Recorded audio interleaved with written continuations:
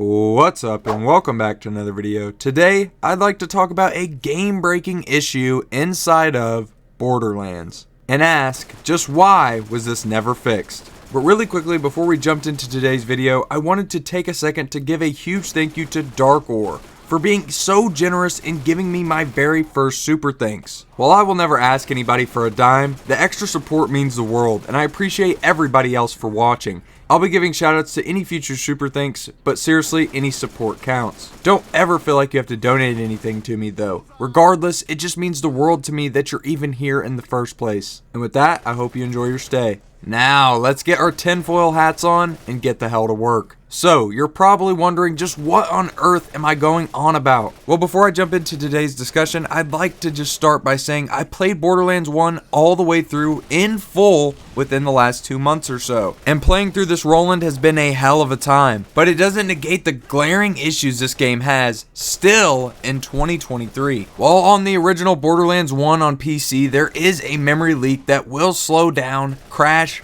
or eventually, the game will become so unplayable that you must restart it. So you'd think with the new version of the game coming out in 2019, as they called it during promotion, a quote-unquote remaster of Borderlands 1.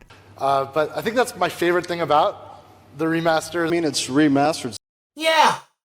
Which ended up being Borderlands 1 Game of the Year Edition Enhanced. Yeah, as if Borderlands 1 Game of the Year Edition wasn't already a mouthful. Regardless, with all the quality of life updates, the FOV slider, mini-map, the new legendaries, and loot actually being at the end of the game when you fight the destroyer, the memory leak still remains in the game to this day. If you're unaware of what a memory leak is, I'll throw a more technical definition up on the screen, but essentially if you don't have a lot of RAM, the game will stack packets of information into your overflow cache, essentially running your PC twice as hard while still trying to run the game. This either results in dramatic frame drops, the game freezing, or just completely crashing altogether. While this does not affect console players, a decent margin of the players who still play the OG Borderlands 1 or Borderlands 1 Game of the Year Edition Enhanced are doing so over on PC. I'm not saying everyone, as there is a hardcore dedicated console fanbase for this game as well. You would just think by now, 4 years after this so-called remaster was released, that this memory leak would have been long gone by this point, right? Well, unfortunately, no. Yeah, here we are nearing the end of 2023, and this enhanced version of BL1 still, nearly 5 years after the game's release, still has a game-breaking memory leak that not only scares players from buying it, as they think it could damage their PC. While there is no truth to this rumor, the damage is simply inside of the software itself and not your PC. While it may use an excessive amount of RAM and memory, this can be resolved by closing and reloading your game. I'll touch on this more in a second. Now you may ask, why is this such a problem if it can be simply resolved by closing the game client? Well, the way Borderlands 1 is, the autosaves are completely different from any of the other entries in the franchise. For example, if you're in the middle of a DLC and this memory leak occurs, you may have to traverse through several maps to get back to where you once were, as the fast travel system does not allow you to travel to every single map. You may lose some progress, such as weapons that may have dropped, experience you may have gained, all because the development team couldn't sit down with this game on the PC for 5 to 6 hours and figure out the issue for themselves. I'm sorry, but there is no excuse for leaving this in the game's code, and it's to my understanding that it is the new Angel that they decided to use in this version of Borderlands 1.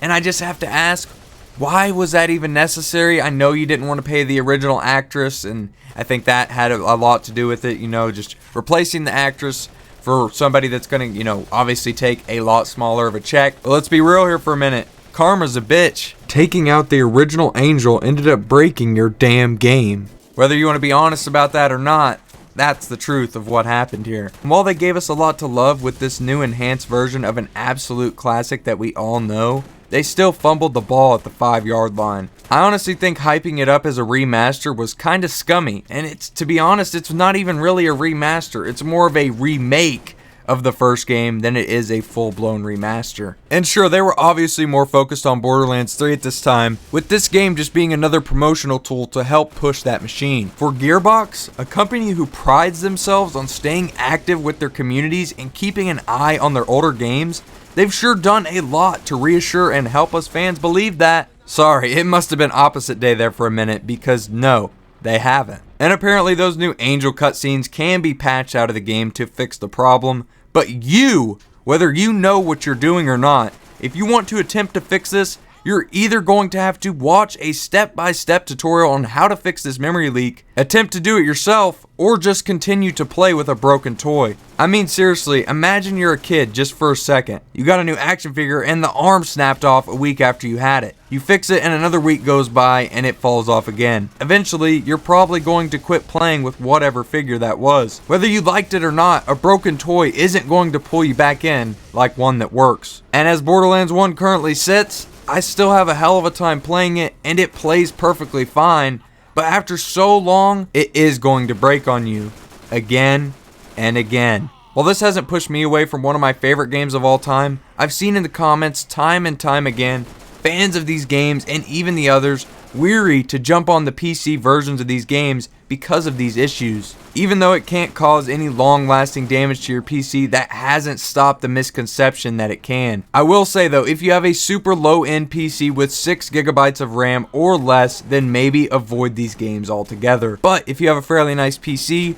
you should be perfectly fine. I'd just say please be careful if your PC has low RAM. So, even with articles being posted about the leak, the day the enhanced version released, mind you, here we are. And Gearbox is still, unknowingly or not, they're letting this bug scare uninformed players away. With so many Reddit posts, Steam reviews, and articles trashing this game for still having the memory issue. I can't sit here and act like I don't know why the game isn't the most popular in the franchise. If Gearbox doesn't care to support it, why should the players? Other than keys and a couple garbage codes, they really don't do anything for this game, and even with the codes, they just barely put out a couple, and those were the first ones they had put out in like over a year for Borderlands 1. So instead of trying to push the idea of patching this out of the game, we just settle for what we have. A functional but broken piece of media that, as far as we know, will forever remain this way. Because if it hasn't been addressed yet, it's very likely that it never will be. Which, if you ask me, it's just another slap in the face to us PC players. Who, and I'm going to say this again, no offense to the console players, but a lot of the more dedicated, hardcore fan base is over on PC, as it's just the most optimized way to play these games. Them disregarding fixing simple issues like these memory leaks has caused not only a lasting impact, but I think it's fair to say a lasting damage at this point. Them taking this long to even think about fixing the memory leaks has already pushed more players away than I think they'll ever be able to recover. And I'm not just speaking specifically on the Borderlands 1 memory leak when I say that last little statement, as other games in the franchise suffer from very similar memory issues as well. While sure, there are ways to fix it yourself, I don't think the player should be expected to fix the developer's problems. That's just my take on it though, and I'd love to hear your opinions in the comments below. I don't really have much more to say. I really wish there was more that Gearbox could have done to at least try to resolve this, but here I am, commenting on something that should have been in a commentary back in 2019. That more than likely will never be fixed. And that's really all I've got for you guys today. I hope you all did enjoy today's video. If you did, make sure to smash a like on it and subscribe if you guys are new. I got new videos coming every single Friday and Sunday, so keep your eyes peeled for some more of that Borderlands goodness. What do you guys think about these game-breaking memory leaks and the long-lasting effect that it has had on the franchise? Has it scared you away from trying out these games over on PC? I've seen comments on live streams, my YouTube comments, you name it. Every time I talk about these old games, it usually comes into question whether or not it is even okay to even load these games up on your PC. And as long as your PC isn't a complete dinosaur, you should be just fine. Regardless, just please be safe. And if you have 6 GB of RAM or less, just don't even try it. It's probably not worth it. Either way, it's a shame that my second favorite game in the Borderlands franchise is in such a rough spot. But I also just wanted to really quickly say, rest in peace to my man Roland. This will be the end of my Roland because I accidentally deleted him after the making of this video. So there will be no more Roland. I literally got him to level 69 like 2 or 3 weeks ago, and I had barely started him like 2.5 months back. But you know what? It was a fun journey. I did botch it. I did delete him on accident, and I won't lie. But you know what? We're on to bigger and better things as I have now started up a new brick who I have deemed the Incredible Bulk. But let's get some Rip Rollins in the chat to confuse everybody who checks the comments before they actually watch the video. I think that'd be funny. Just a bunch of Rip Rollins on this random video on Borderlands 1. But for real, rest in peace to my man Roland. I will miss that character. I can't believe I did that. I'm not even pissed about it because this is just one of those games where even when you accidentally delete a character, it's just like, you know what, fuck it, let's go again. At the end of the day, it's just a game, and there's really no reason to get upset, and I think that's a good message to end on for today's video. I love you all to death. Please take it easy out there and stay safe. And with that, I will see you all in the next one.